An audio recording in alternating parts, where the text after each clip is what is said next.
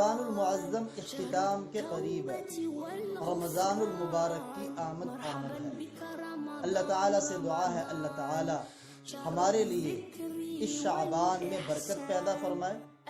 اور صحت و عافیت کے ساتھ ہمیں رمضان المبارک نصیب فرمائے۔ رمضان المبارک کی تیاری کے حوالے سے آج سے ہم اس نشست کا آغاز کرتے ہیں، اور نیکی کے کاموں کے لیے پہلے سے تیاری کرنا یہ شریعت کا مزاج بھی ہے۔ چنانچہ قرآن پاک کی 9ویں نمبر کی سورۃ التوبہ، اس کی آیت نمبر 46 ہے۔ اللہ تعالیٰ فرماتے ہیں وَلَوْ أَرَادُوا الْخُرُوجَ، اگر یہ لوگ جہاد کے لیے نکلنے کا ارادہ رکھتے لَأَعَدُّوا لَهُ عُدَّةً، تو اس کے لیے ضرور تیاری کرتے، وَلَكِنْ كَرِهَ اللَّهُ بِعَثَهُمْ، لیکن ان کے اٹھنے کو ہی اللہ تعالیٰ نے ناپسند فرمایا، فَثَبَّتَهُمْ، تو ان کو وہیں روکے رکھا۔ اس آیت مبارکہ سے علماء نے استدلال کیا ہے کہ نیکی کے کام کے لیے انسان کو پہلے سے تیاری کرنی چاہیے، اور رمضان المبارک تو نیکیوں کا سیزن ہے، رحمتوں اور مغفرتوں کا سیزن ہے، تو اس سے پر قیاس کرتے ہوئے ہمیں رمضان کے لیے بھی ابھی سے تیاری شروع کرنی چاہیے۔ چنانچہ فقہا نے ایک مسئلہ لکھا ہے کہ ایک آدمی نے جمعۃ المبارک کی تیاری کی پہلے سے، لیکن جب جانے کا وقت آیا جمعہ کے لیے، اچانک ایسا عذر پیش آیا کہ وہ جمعہ کے لیے نہ جا سکا، تو یہ عذر اللہ کی بارگاہ میں قابل قبول ہے، اور اس آدمی کو جمعے کا ثواب اللہ عطا فرمائیں گے۔ تو رمضان المبارک کی بھی اگر ہم ابھی سے تیاری کریں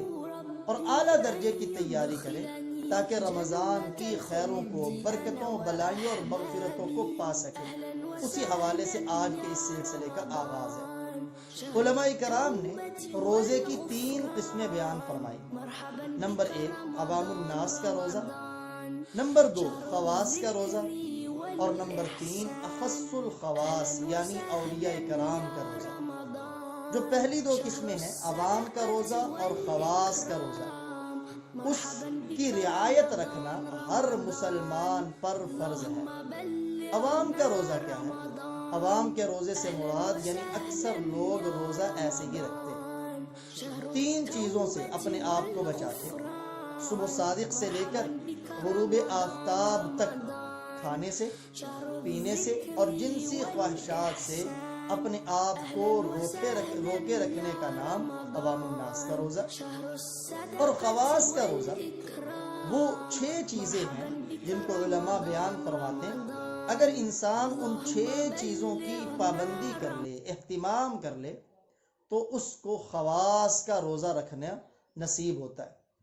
کہ روزہ صرف کھانے پینے اور جنسی خواہشات سے نہ ہو، بلکہ کانوں کا بھی روزہ ہو حرام سننے سے، زبان کا روزہ ہو حرام بولنے سے، آنکھوں کا روزہ ہو حرام دیکھنے سے، اور ایسے ہی دیگر اور بھی چیزیں۔ لیکن خواص کے لفظ سے کسی کے ذہن میں یہ مغالطہ نہ آئے، جی ہم تو عوام ہیں، ہم تو خواص ہے نہیں۔ میں نے عرض کیا کہ اس کا خواص کا مطلب ہے کہ اس کا اہتمام کرنے والے بڑے تھوڑے ہیں، اگرچہ اس کا اہتمام کرنا بھی ہر مسلمان پر فرض ہے، چونکہ اگر وہ کھانے پینے اور جنسی خواہشات سے بچا رہا، لیکن یہ 6 چیزیں جو ہیں کہ آنکھ حرام دیکھتی رہی، زبان نے حرام بولا،